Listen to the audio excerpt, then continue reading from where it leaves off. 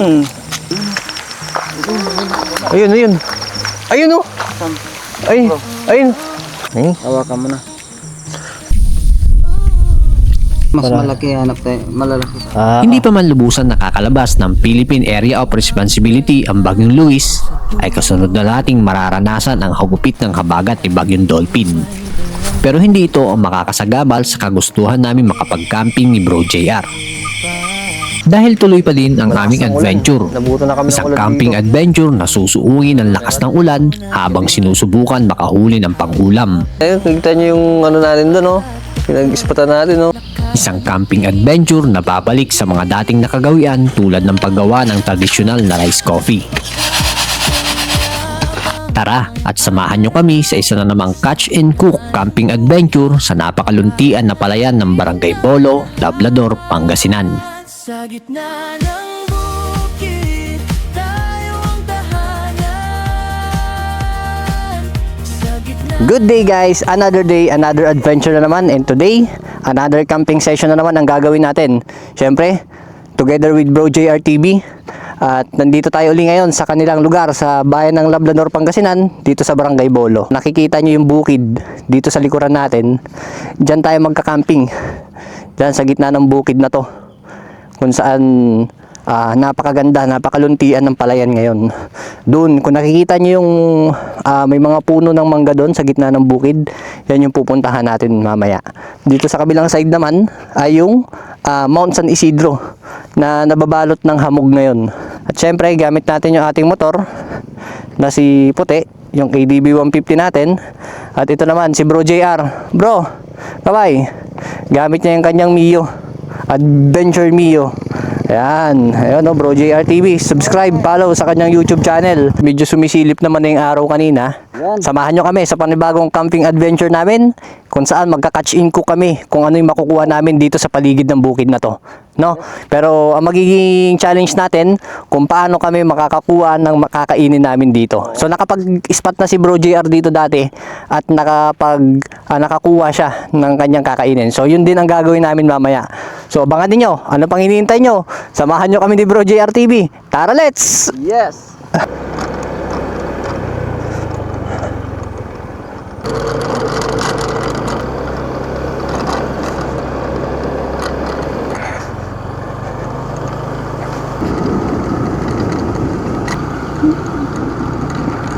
Hindi naman kalayuan yung spot mula sa bahay nila Bro JR.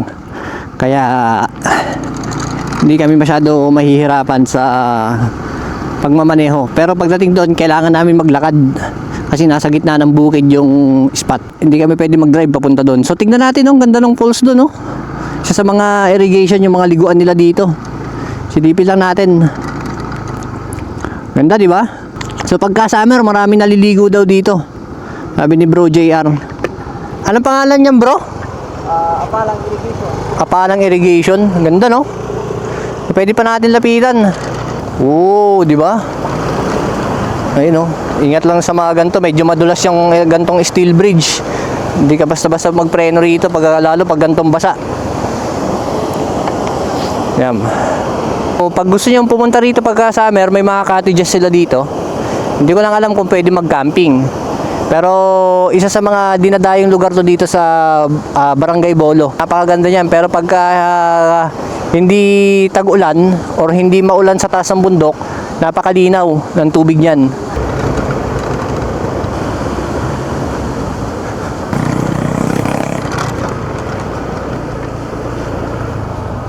Ayun, oh, yung magiging spot namin ni Bro JR, oh. Ito na kami. Dumating na kami dito sa entrada ng spot na pupuntahan namin. Balililiko kami rito. Ito yung pinaka-ano namin ngayon.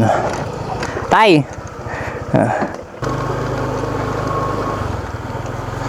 Dito kami magpa-park.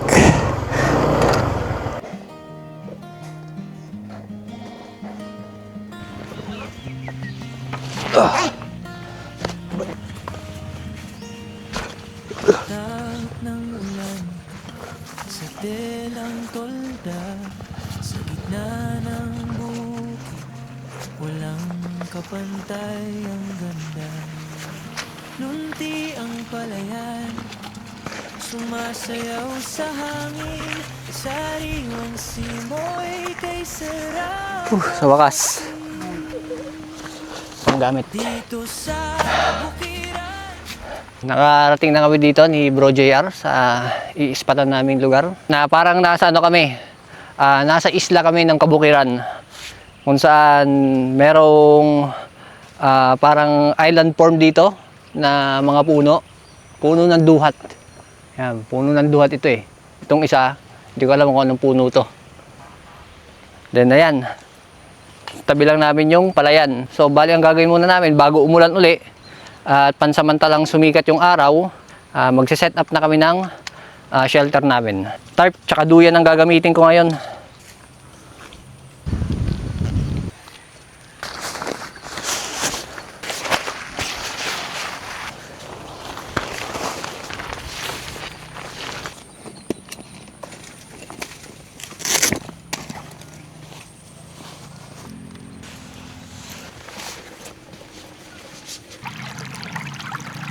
Na kami ni Bro JR at isa sa naisip ko ay gumawa ng rice coffee. Gamit natin yung red rice galing ng Ifugao.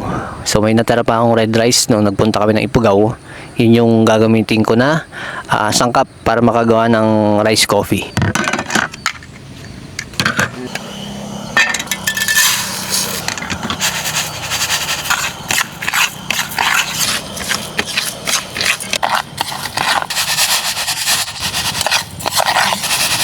Pero ito yung mga traditional na kape sa probinsya. Lalo nung bata ako, ito yung madalas na ginagawa namin magkakapatid kapag naubusan ng kape. Way back before kasi wala pa masyadong bentahan ng kape noon. So, pupunta ka pa sa bayan. So yung mga sari-sari store, unti pa lang noon. Nung panahong 90s. Yan. Batang 90s kasi ako eh. So, yung mga kapatid ko, ganito yung ginagawa. Late pa ako nun. Nakita lang din nila daw to sa mga ano namin, magulang at saka sa lolo't lola namin. Ganito yung ginagawa dati. Pag naubusan ng kape, magtuktok ng bigas. Yun ang sabi sa akin, magtuktok ng bigas. Yan, sunugin. Hindi naman totally sunugin pero tuktokin lang. Yan, yung mga itim-itim na yan. Comment naman kayo kung naranasan nyo yung gantong klase ng kape noon. Share nyo naman sa comment section.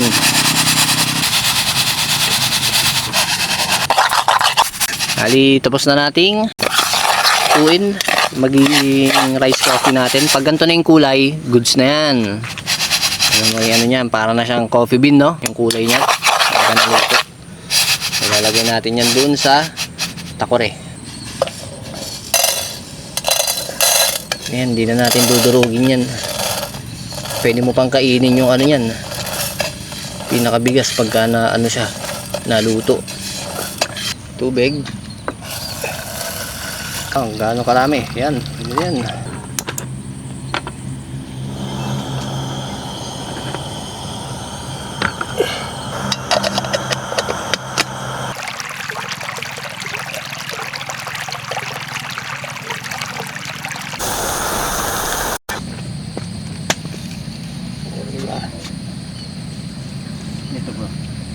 Oh. Diba? Ito, pandiko ko rin yung isa, yung tinapay. Ito, ewan ko ang tawag dito, bro. Bili ko ito dyan sa ano, dyan. May bakery dyan sa may crossing. Bumabalik yung lasa ng nakaraan, Oo. Pagkabata ako rin dito sa kape na to, Papansin niyo yung mata ko. Yan yung naging problema ko nung nakaraang camping. Yan, pumatok na siya. Comment nyo naman kung nagustuhan nyo yung bagong spot namin ni Bro JR. Diyan sa comment section. At gagawa pa kami ng maraming camping content sa mga ganitong klaseng lugar.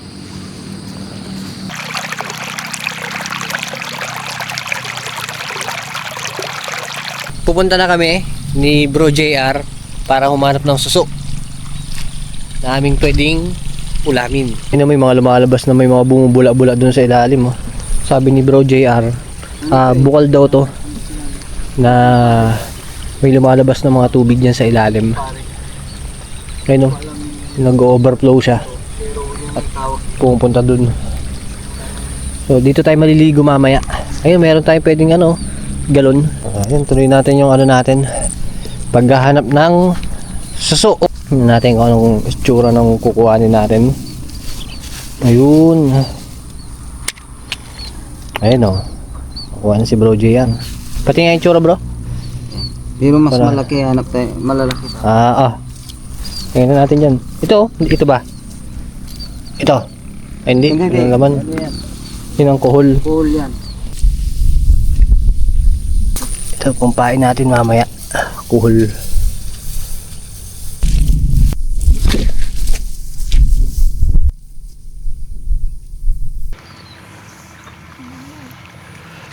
Hindi pala ganun kadali maghanap ng ng suso.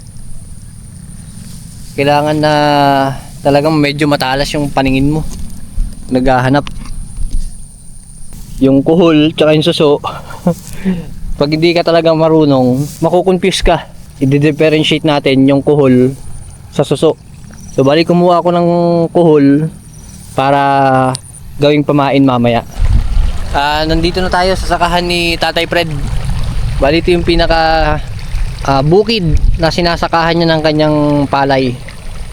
Itong part na to. At ayun lang naman yung bahay nila, Bro JR. Makikita niyo yung kulay blue na bubong doon. Yun yung bahay nila.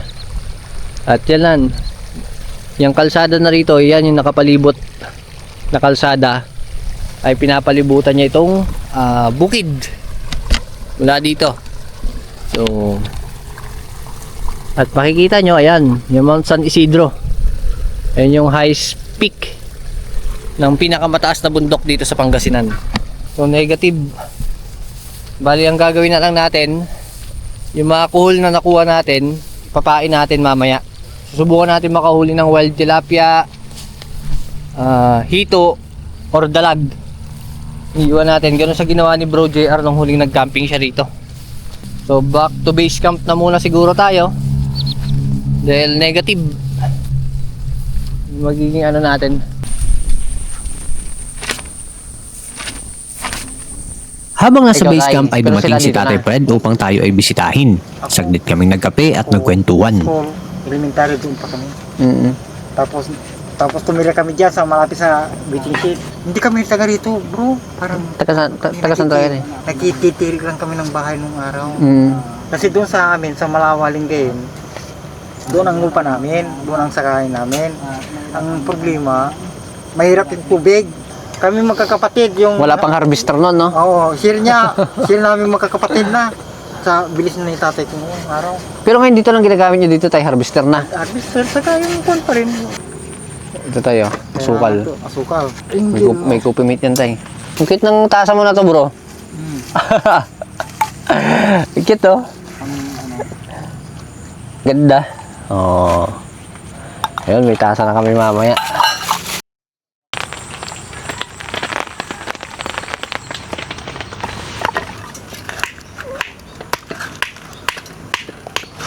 Yung nalagari ni Bro JR na kahoy, tiin natin, gagamitin natin na firewood para dun sa wood stove natin. Nagdala na kami ng tuyo na kahoy para tayo ng maliliit para para starter natin.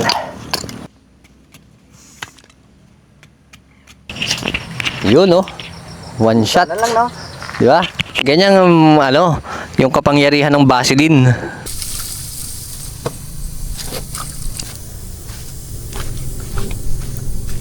Maghugas ng kamote. Tsaka kuha na rin tayo ng tubig na panlaga dun sa bukal. Dito lang naman din yun eh. Kaya dapat di pala mabulabog yung mamaya pagtatabuin to. Okay na yan. Oh. Babad na natin dito, bas lalaga na natin to.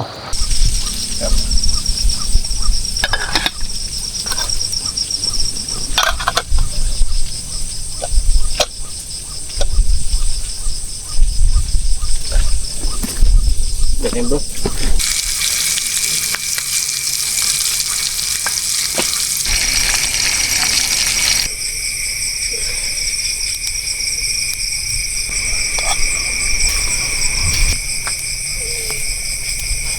Yung Yan, nililay kain namin. na po tayo. At yan, sa simpleng hapunan.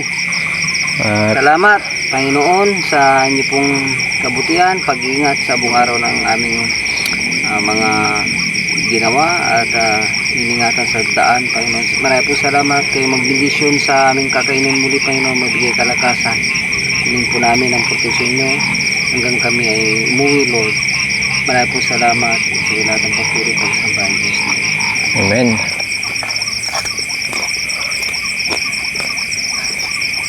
Pagkatapos kumain, ako ay naghanda na. Babalik kasi ako doon sa bukal na itinuro ko kanina. Hindi ko dapat palagpasin yung ganitong pagkakataon, ang ma-experience na maligo sa gitna ng bukid sa kailaliman ng gabi.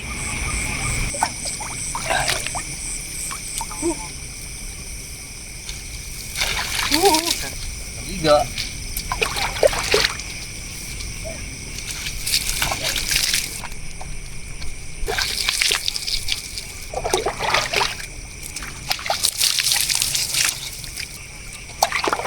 Matapos naman maligo ay saglit nang nagpahinga.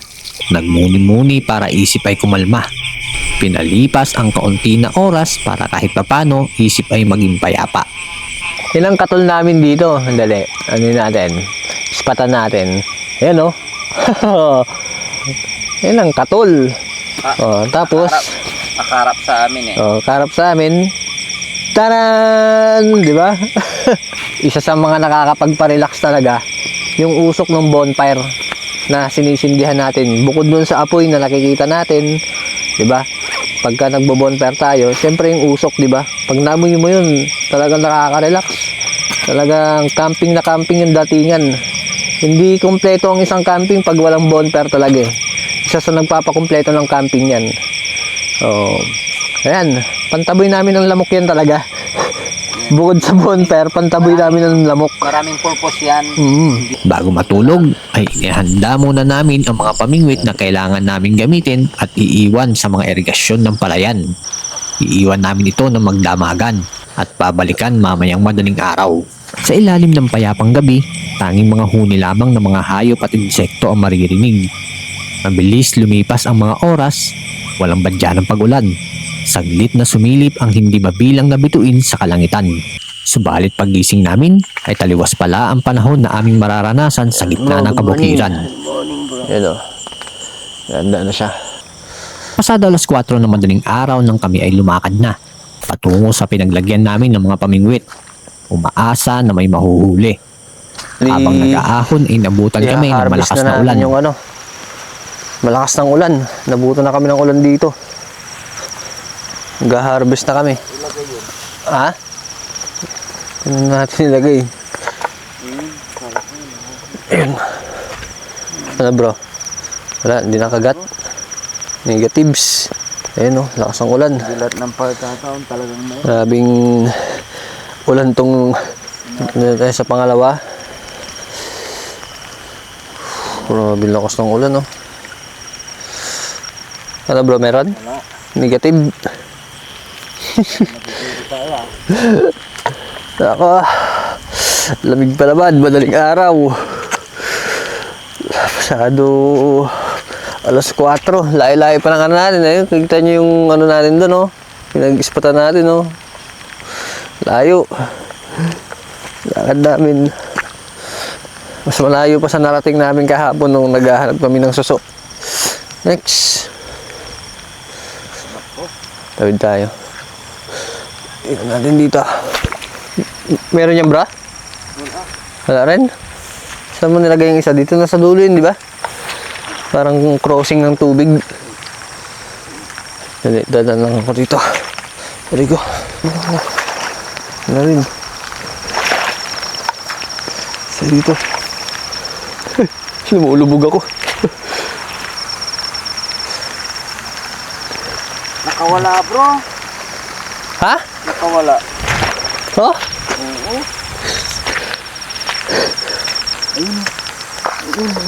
Ayun, ayun. Dito, dito. Ano? Ano bro? Nagip? Ayun oh. Saan? Ay, ayun. Dali. Hindi natin nakita. Naanod ba? Napod na yata siya. Malalim ba to? Ay, malalim. Hindi, basta steady ama. Ano. Merong ano, dito. Matagos ba yan bro? Steady nga nga yan. Ah. Dito bro. Nandiyan siya? Oh, inapat oh. Ito bro, nasisilaw ako bro. Ha? Nasisilaw Nandiyan ako. Kanina parang may lumalangoy na eh. Dito nga. Dito bro, inapat. Ayun o. Yala. Nakakuha tayo bro, pero nakawala.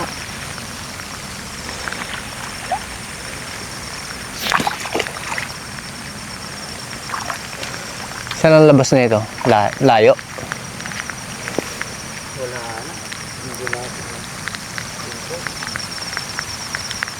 Umuulan kasi.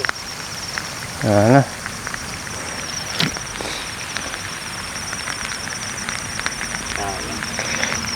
Sayang, may huli sa ata.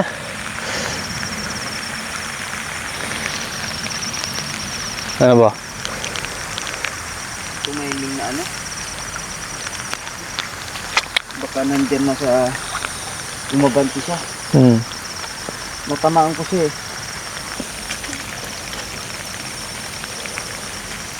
Ano yun? Yung sinasabi ko.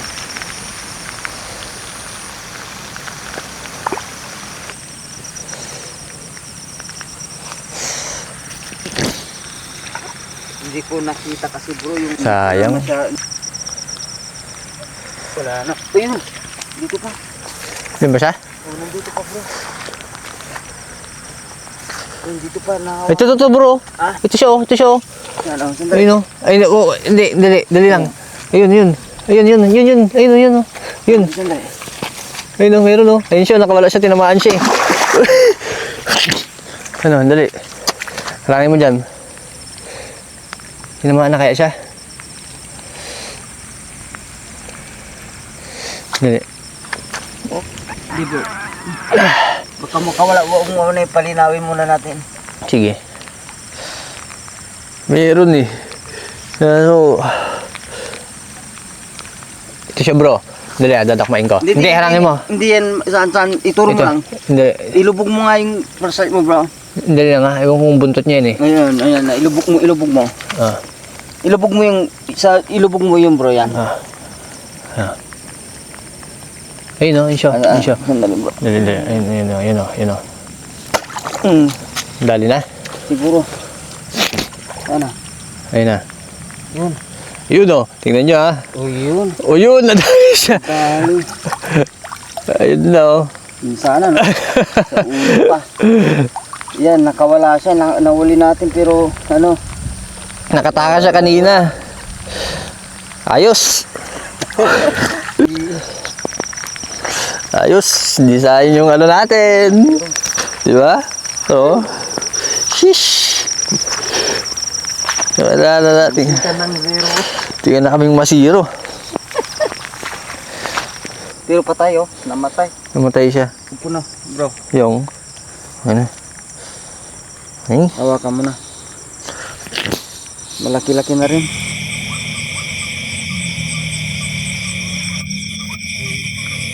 Ayun o. Sikat na yung araw doon. Pero makulimlim pa yung ibang bahagi dito. Maano pa yung ulap. Dito lang tayo sa pag-harvest ng ano natin. Harvest no? Ano? Harvest ng hito. Ayun siya oh. Sabit siya doon. Ayun mo. Ano siya? Perito ka sa amin mamaya. Ang tagal din na panahon bago ako nakatulog sa bukid uli. Hindi ko na maalala kung kailan yung huling natulog ako sa paligid ng yung paligid mo bukid eh. Ito yung magandang pang anong klaseng kahoy yung mabilis to. Kahoy eh.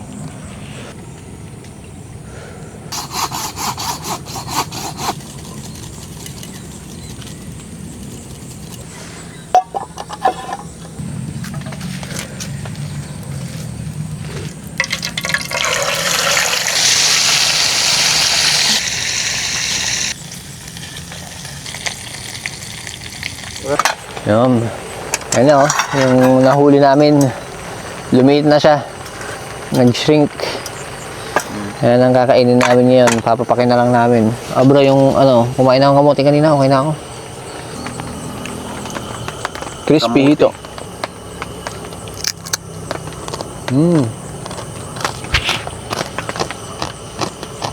Apa? Malinamnam. Kahit yung ano nyo, palikpik niya. Ano yung pagkaluto mo, bro? Sarap. Sarap talaga deep fry.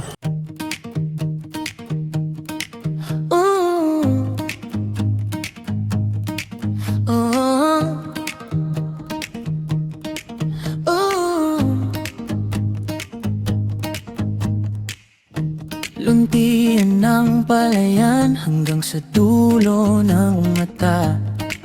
Tayo'y may dalang kubo at munting apoy sa lupa. Sa daluyan ng tubigan may gumagalaw na liwanag. Hawak mo ang lambat, ako'y nakangiting hagigik. Dahan-dahan lang, bakas ang yabang ng araw.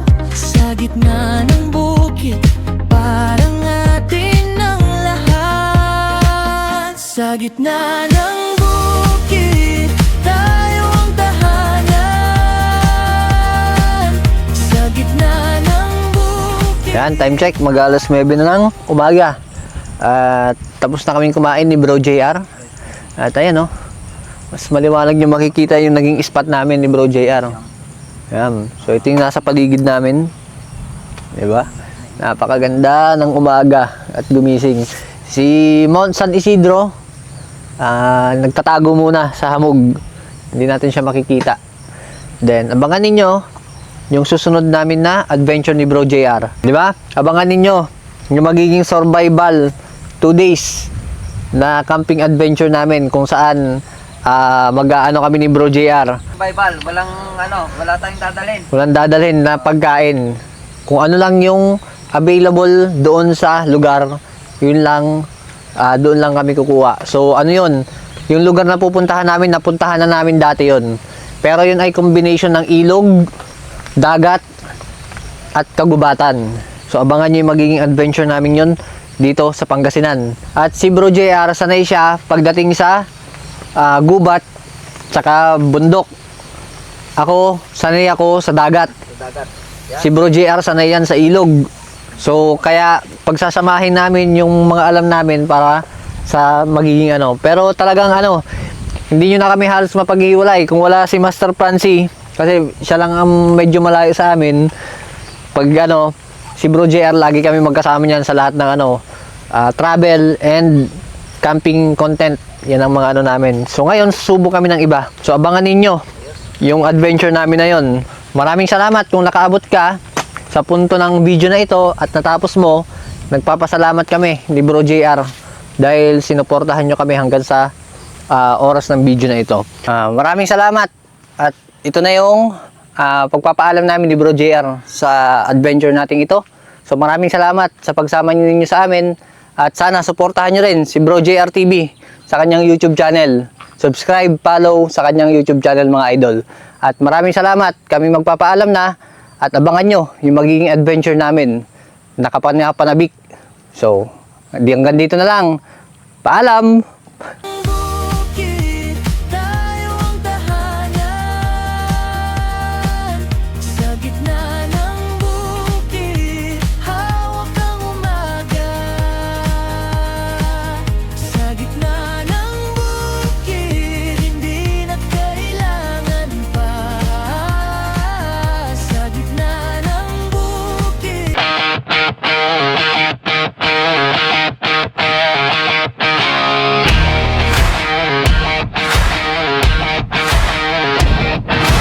Dust on my boots, gravel in my teeth.